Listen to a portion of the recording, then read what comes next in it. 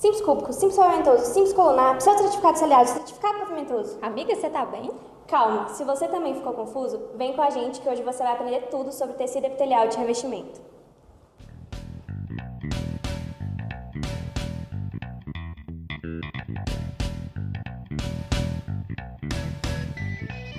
Esse é o projeto do Micro a Macro, uma extensão da Universidade de Rio Verde, campus Lusiânia. Eu sou a Maria Clara. E eu sou a Ana Carla. Bom, no último vídeo a gente viu uma pequena introdução sobre o tecido epitelial, mas ainda ficaram algumas pontinhas soltas, do tipo qual que é a sua funcionalidade, qual a sua estrutura, como ele é classificado. Então no vídeo de hoje a gente vai fazer um detalhamento aprofundado acerca do tecido epitelial de revestimento. Então fica no vídeo e vem aprender com a gente. Então vamos lá, galera, vamos começar falando sobre as células do tecido epitelial. Elas têm 3 regiões principais, o domínio basal, o domínio lateral e o domínio apical.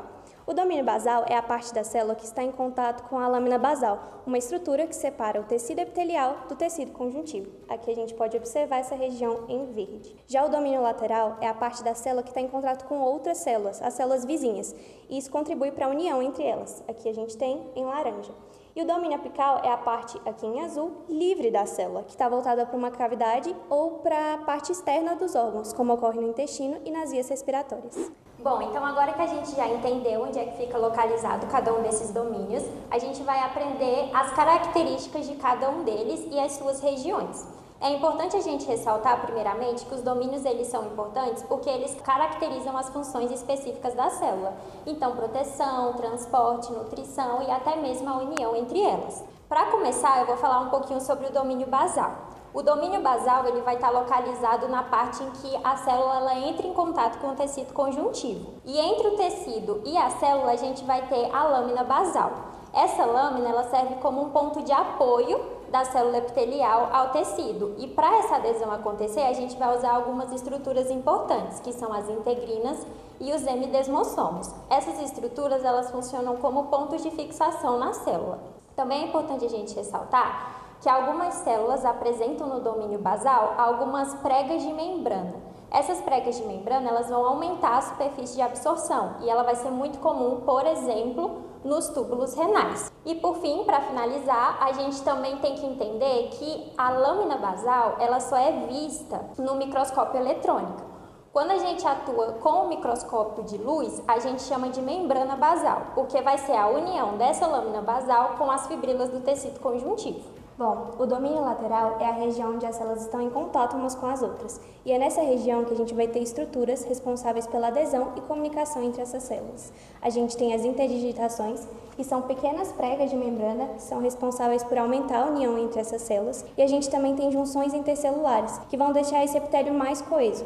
Existem as junções oclusivas, que formam as zônulas de oclusão.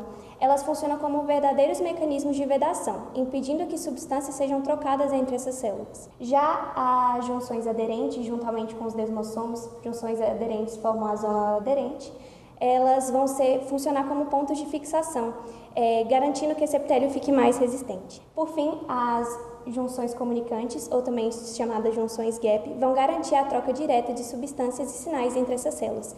Então, é o domínio lateral que é responsável por manter as células unidas, comunicadas e trabalhando em conjunto. Só que toda essa organização não ocorre por acaso. As células também vão ter formatos específicos, muito pensados para a função que elas vão desempenhar dentro do organismo. Então, vamos entender como é que isso funciona? As células pavimentosas são mais finas e achatadas, estão muito associadas a epitélio de troca. É muito comum, por exemplo, nos alvéolos pulmonares.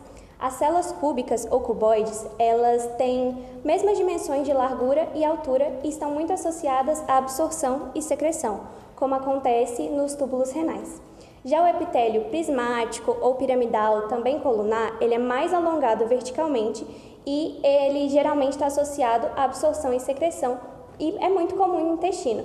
Então, só de observar o formato da célula, a gente já pode deduzir qual é a função daquele epitélio. Bom, falando agora sobre a classificação do epitélio, ele vai possuir a classificação de simples, estratificado e algumas classificações especiais, que é o pseudoestratificado e o de transição.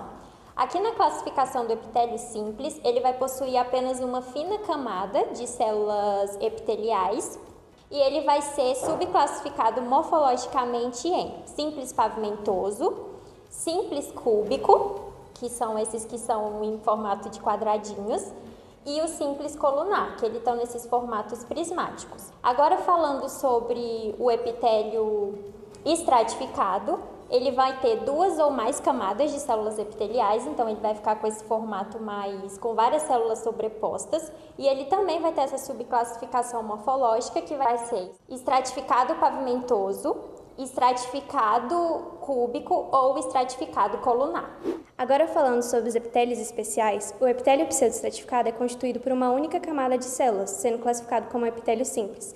Só que ele intercala células basais com células colunares, o que dá a ele um aspecto estratificado, só que na verdade todas as células estão em contato com a lâmina basal. Ele pode ser chamado de epitélio pseudoestratificado colunar, ciliado quando há presença de cílios, como ocorre aqui, e estereociliado quando há presença de estereocílios. Já o epitélio de transição é um epitélio estratificado que muda de forma conforme o grau de distensão do órgão que ele constitui, assumindo um aspecto quando vazio e outro quando cheio. Ele é também chamado de urotélio e ele reveste regiões como os cálices e pelvis renal, uretra, ureteres e bexiga. Bom, e agora para finalizar, eu vou falar sobre o domínio apical. O domínio apical ele é a região da célula que fica livre, então ou ele é voltado para alguma cavidade ou para o exterior do órgão. E por isso ele possui algumas especializações muito importantes, que são as microvilosidades, os estereocílios e os cílios e os flagelos. As microvilosidades, elas são projeções de membrana que elas vão atuar aumentando a superfície de contato dessa célula e, consequentemente, a superfície de absorção. Elas vão estar muito presentes no intestino e nos túbulos renais, por exemplo. Já os estereocílios, eles são projeções mais alongadas e imóveis e eles vão atuar principalmente na absorção. Eles estão muito presentes no epidídimo. E, por fim, nós temos os cílios e os flagelos, que também são vilosidades, que atuam através do gasto de ATP. Os cílios eles vão ser utilizados principalmente para o deslocamento de substâncias, como é o caso do deslocamento do muco nas vias aéreas, e os flagelos eles vão atuar principalmente na locomoção celular, no movimento celular. Então, por fim, esse domínio apical ele vai ter como as principais características, a absorção, a mobilidade e a interação com o meio externo. Aqui a gente tem uma lâmina de corte transversal da traqueia. Dá um zoom para a gente observar o epitélio. Então, quando a gente vai classificar um epitélio, a gente tem que levar em consideração a quantidade de camadas de células, o formato dessas células e a presença de especializações no domínio apical. Então, qual vocês acham que seria o tipo de epitélio aqui? Ele é um epitélio pseudoestratificado, colunar, ciliado, com presença de células caliciformes, que a gente pode observar aqui. Essas células, além de serem células de revestimento, são também células secretoras, que a gente vai ver no próximo vídeo. Bom, aqui a gente tem uma lâmina da traqueia e aqui no epitélio a gente consegue linkar com o domínio apical, observando os cílios. Esses cílios eles trabalham em movimentos coordenados utilizando o ATP e aqui justamente por ser um epitélio de algum órgão do sistema respiratório, eles vão trabalhar em movimentos coordenados para fazer o deslocamento do muco. Então aqui a gente consegue observar que eles estão por toda a superfície do epitélio. Aqui a gente tem uma lâmina do epidídimo, que é classificado como um epitélio de revestimento pseudoestratificado, colunar com os estereocílios. E aqui, linkando com o domínio apical, a gente consegue observar esses estereocílios, que são especializações mais longas e imóveis, e eles vão atuar principalmente na absorção. A gente consegue observar ele aqui por toda a superfície desse epitélio. Aqui nós temos uma glândula da tireoide e a gente consegue observar que o epitélio aqui ele é simples cúbico. A gente consegue observar o núcleo, que ele está em formato esférico, e em casos de mudança da atividade dessa glândula, pode ser que ele também mude a arquitetura do tecido. Aqui nós temos uma lâmina do ureter e a gente consegue observar o epitélio de transição, que é um tipo de epitélio especial estratificado, e ele vai mudar conforme o grau de distensão do órgão. Uma característica muito interessante desse tipo de epitélio são as células em abóbada, que a gente consegue observar aqui e aqui. Aqui a gente tem uma lâmina do pulmão, mais especificamente dos sacos alveolares, e a gente consegue observar o epitélio do tipo simples pavimentoso, aqui, em que o núcleo ele vai adquirir um aspecto mais alongado e o seu maior eixo fica paralelo à lâmina basal, como a gente consegue observar aqui e aqui.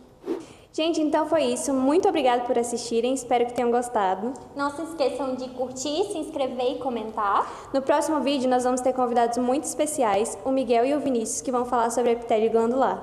Então é isso, gente. Muito obrigada e até a próxima.